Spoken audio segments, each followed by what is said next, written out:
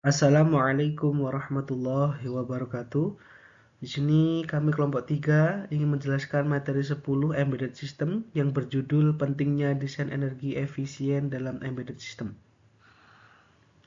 Dengan anggota kelompok, saya sendiri, Agung Arif dengan NIM 24 dan Vander Leonteus dengan NIM 23 dan Fakihal Rashid dengan NIM 30. Yang step pertama ini ada pentingnya desain energi efisien dalam embedded system.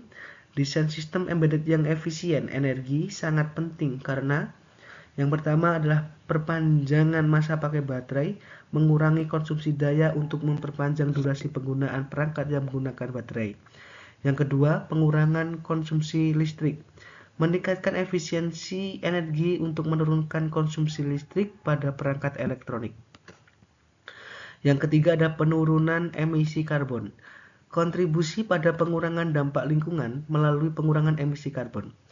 Pendekatan desain ini berperan penting dalam menciptakan perangkat dan sistem yang lebih berkelanjutan.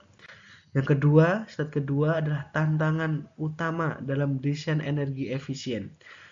Desain energi efisien menghadapi beberapa tantangan utama, yaitu yang pertama, optimalisasi konsumsi daya perangkat keras, yaitu menyeimbangkan antara konsumsi daya dan performa perangkat keras. Yang kedua, manajemen siklus hidup baterai, yaitu mengelola penggunaan baterai untuk memperpanjang masa pakainya. Yang ketiga, minimalkan rugi energi, yaitu mengurangi energi yang hilang selama proses pengiriman dan penyimpanan data. Yang keempat, integrasi teknologi daya rendah, yaitu menggabungkan sensor dan aktuator yang hemat daya ke dalam sistem. Yang kelima adalah manajemen daya perangkat lunak, yaitu mengembangkan perangkat lunak yang efektif dalam manajemen daya. Yang selanjutnya adalah slide ketiga, yaitu prinsip-prinsip dasar desain energi efisien. Yang pertama ada identifikasi titik pemborosan energi. Ini melakukan analisis menyeluruh untuk menemukan komponen dan proses yang paling banyak menyerap daya. Yang kedua adalah optimalisasi penggunaan perangkat keras, yaitu memilih komponen elektronik yang konsumsi dayanya rendah tanpa mengorbankan performa. Yang ketiga, manajemen daya dinamis, yaitu menggunakan mekanisme manajemen daya yang dapat menyesuaikan penggunaan sumber daya secara real time.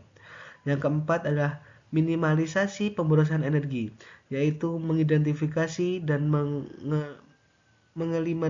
mengeliminasi sumber-sumber pemborosan energi seperti kebocoran daya dan disipasi panas berlebihan. Slide 9 yaitu alat dan metodologi pengujian efisiensi energi.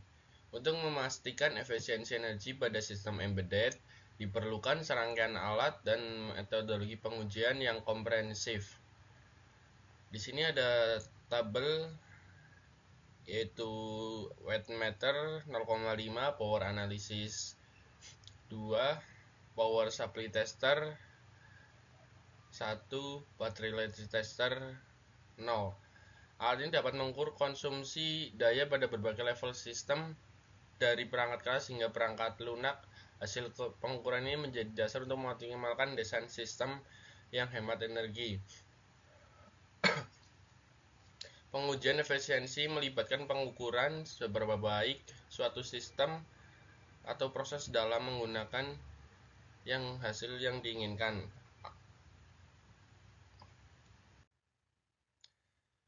Slide 10 yaitu kesimpulan dan prospek masa depan.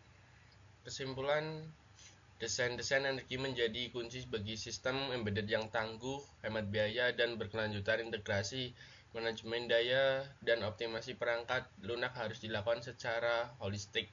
Yang kedua yaitu di tren masa depan, inovasi dalam teknologi, sensor, circuit law, power, dan algoritma manajemen daya akan semakin memperluas penerapan sistem embedded yang sistem efisiensi yang lebih dari berbagai di sektor.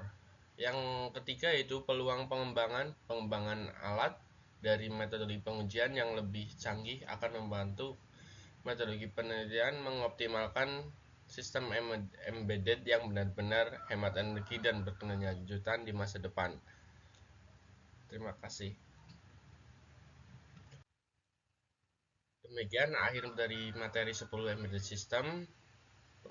Dari pembahasan mengenai desain-desain energi dalam sistem embedded dengan menerapkan prinsip-prinsip dan teknik yang dibahas, diharapkan sistem-sistem embedded dapat beroperasi secara lebih hemat, energi berkelanjutan, dan ramah di lingkungan.